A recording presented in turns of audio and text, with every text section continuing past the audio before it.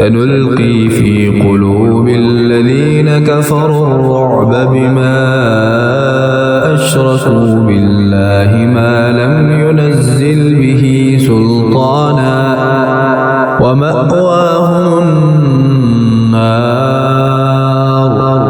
وبئس مثوى الظالمين. We will cast terror into the hearts of those who have denied the truth, since they have associated others with Allah in His divinity, for which He has sent down no sanction. The fire is their abode.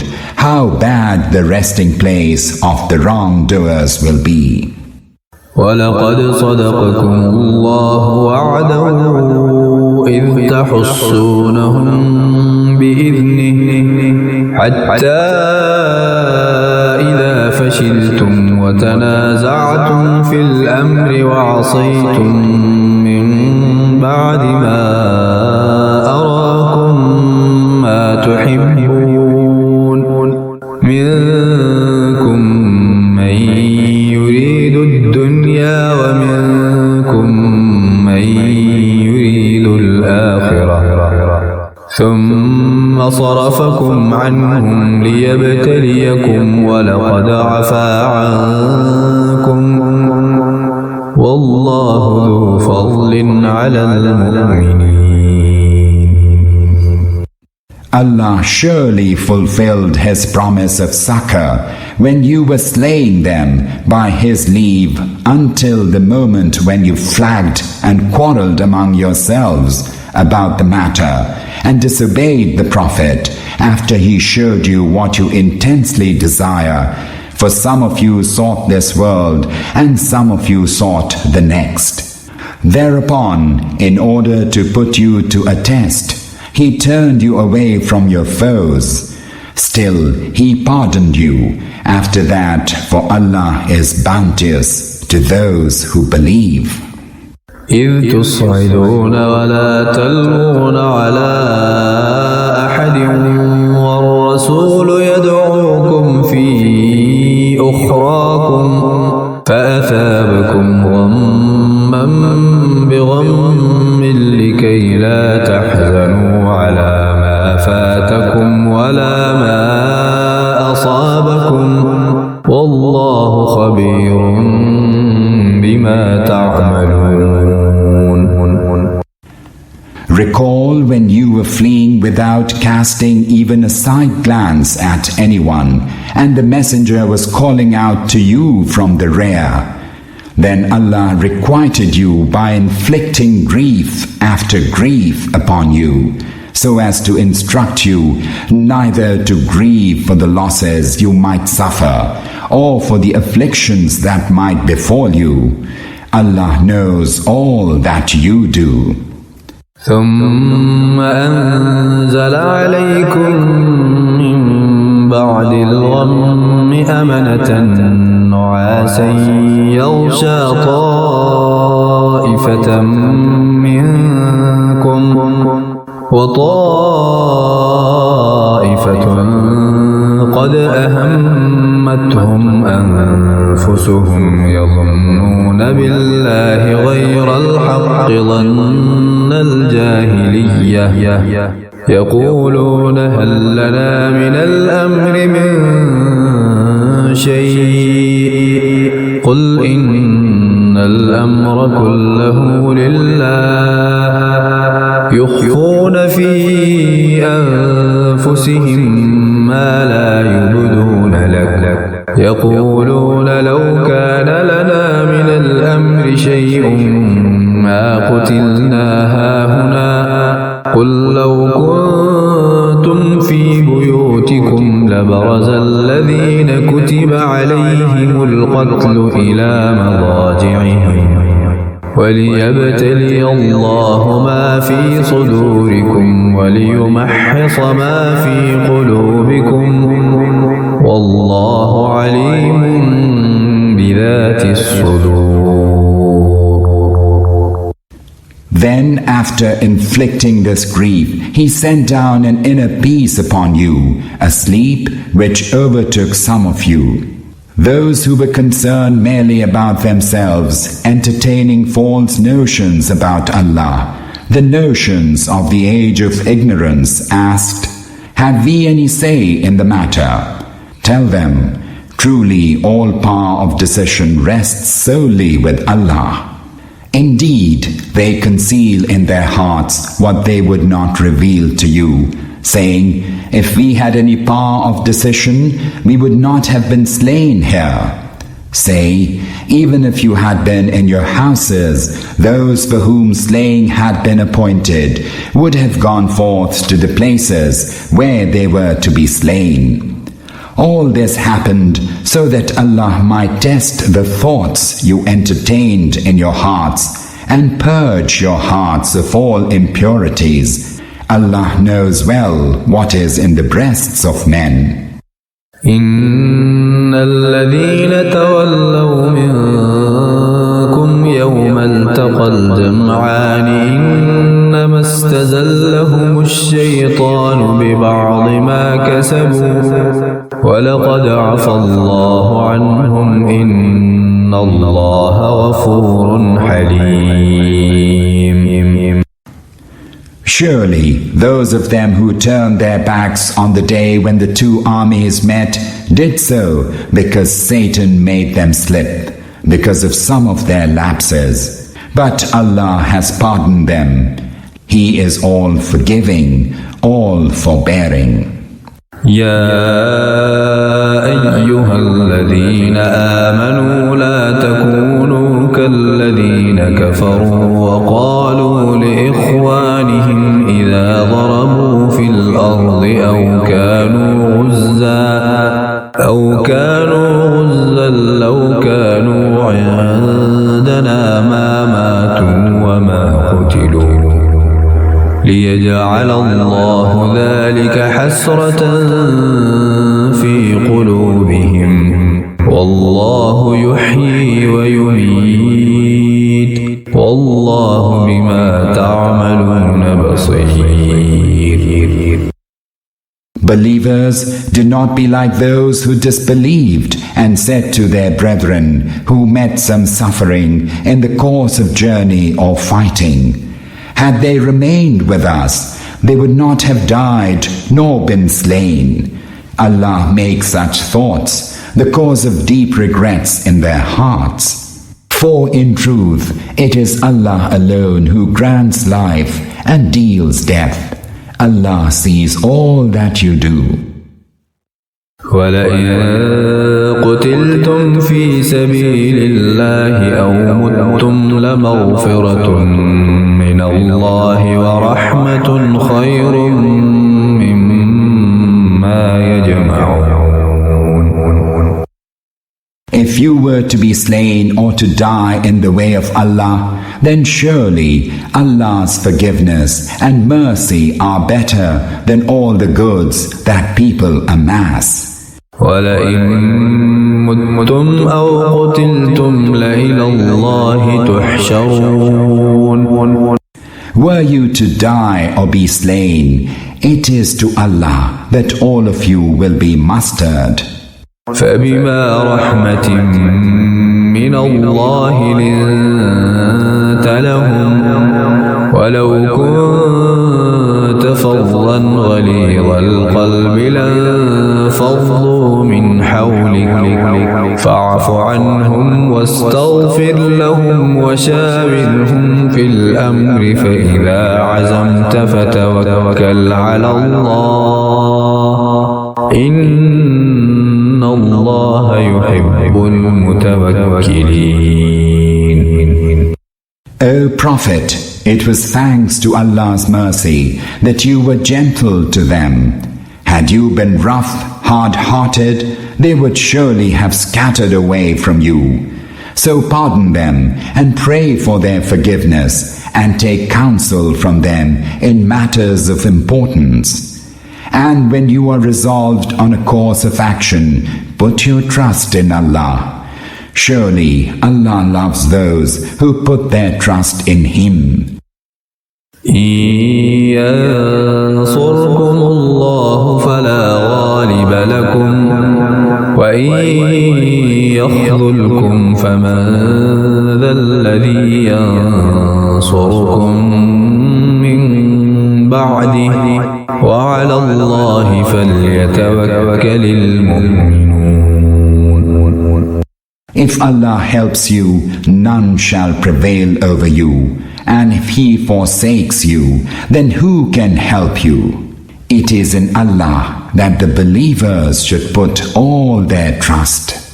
وما كان لنبي أن يغل ومن يغل يأت بما غل يوم القيامة ثم توفى كل نفس ما كسبت وهم لا يظلمون. It is not for a prophet to defraud, and whoever defrauds shall bring with him the fruits of his fraud. On the day of resurrection, when every human being shall be paid in full what he has earned, and shall not be wronged. أفمن اتبع رضوان الله كمن باء بسخط من الله ومأواه جهنم وبئس المصير. Is he who follows the good pleasure of Allah like him who is laden with Allah's wrath and whose abode is hell? How evil that is for a resting place. هم درجات عند الله والله بصير بما يعملون. They vary greatly in rank in the sight of Allah, and Allah sees what they do. لقد من الله على المؤمنين إذ بعث فيهم رسولا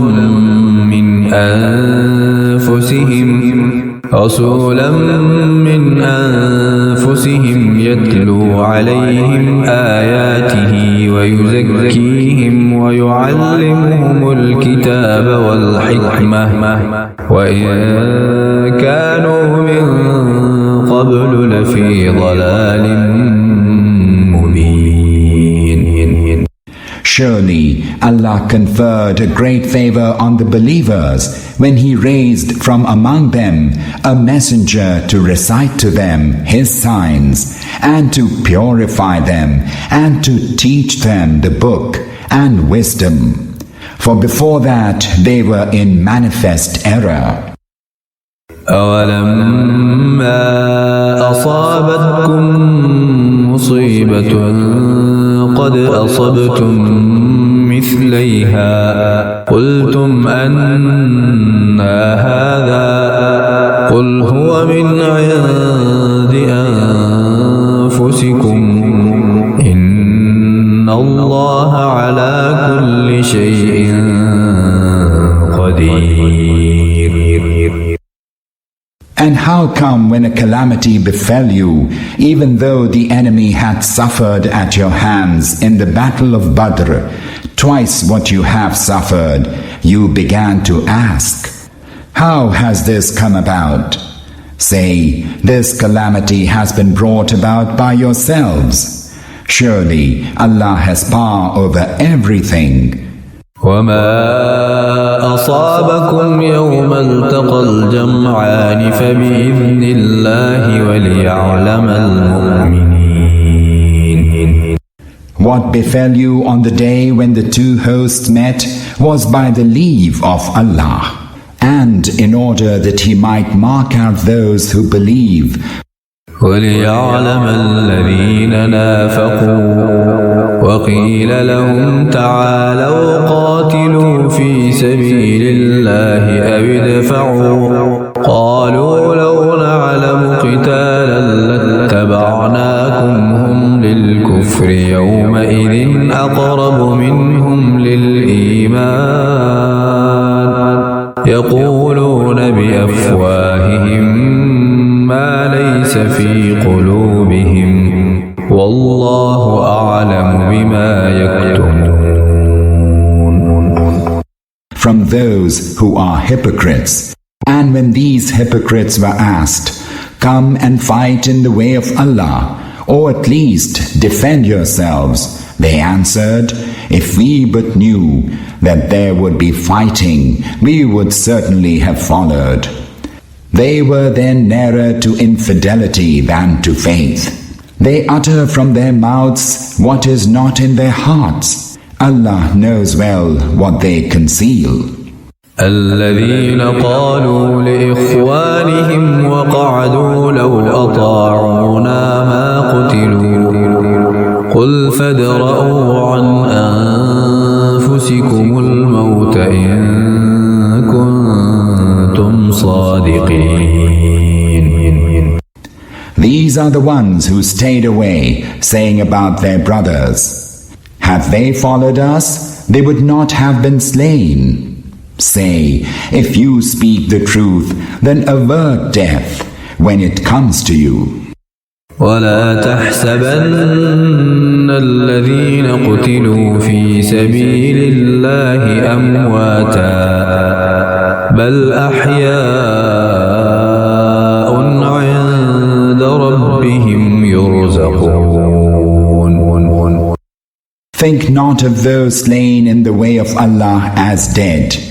Indeed, they are living, and with their Lord they have their sustenance.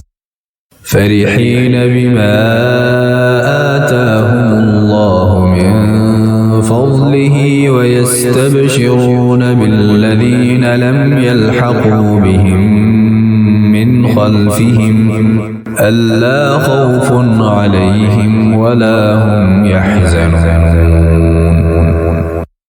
Rejoicing in what Allah has bestowed upon them out of His bounty, jubilant that neither fear nor grief shall come upon the believers who have been left behind in the world and have not yet joined them. يستبشرون بنعمة من الله وفضل وأن الله لا يضيع أجر المؤمنين.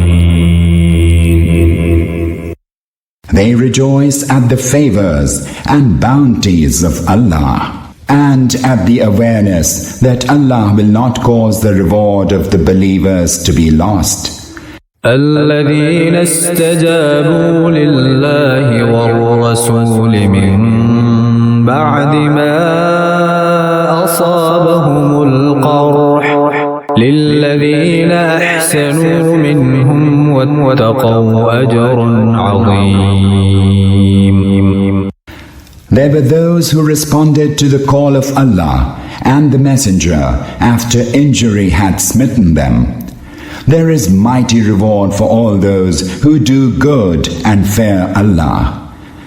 الذين قال لهم الناس إن الناس قد جمعوا لكم فاخشوهم فزادهم إيمانا وقالوا حسبنا الله ونعم الوكيل.